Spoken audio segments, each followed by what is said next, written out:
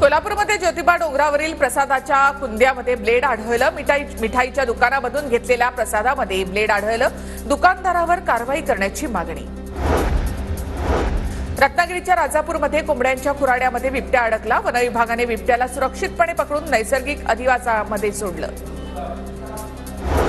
बीडच्या परळी शहरामध्ये मोकाट जनावरांचा हैदोस। रस्त्यावर फिरणाऱ्या मोकाट जनावरांमुळे वाहनधारकांना त्रास। जनावरांची सोय करण्याची मागणी। चंद्रपूर महाऔषधिक वीज केंद्रातील राख हाताळणी प्लांट जवळ अस्वलीच्या हल्ल्यामध्ये चालक जखमी। लघुशंकेसाठी गेलेल्या चालकावर अस्वलाचा हल्ला। अस्वल आणि तिची 3 पिल्लं याच भागामध्ये वावरत असल्याचं कॅमेऱ्यामध्ये सुद्धा कैद।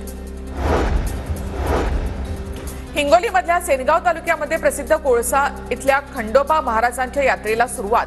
शेकडो वर्षांची परंपरा असलेली यात्रा महिनाभर चालणार। मराठवाड्यासह विदर्भातून मोठ्या प्रमाणामध्ये दाखल।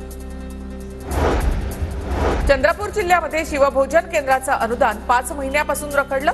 अनुदान वारंवार थकीत राहत असल्यामुळे शिवभोजन केंद्र संचालकांची अडचण। खर्च परवडत नसल्यामुळे शिवभोजन थाळी बंद होण्याच्या मार्गावर।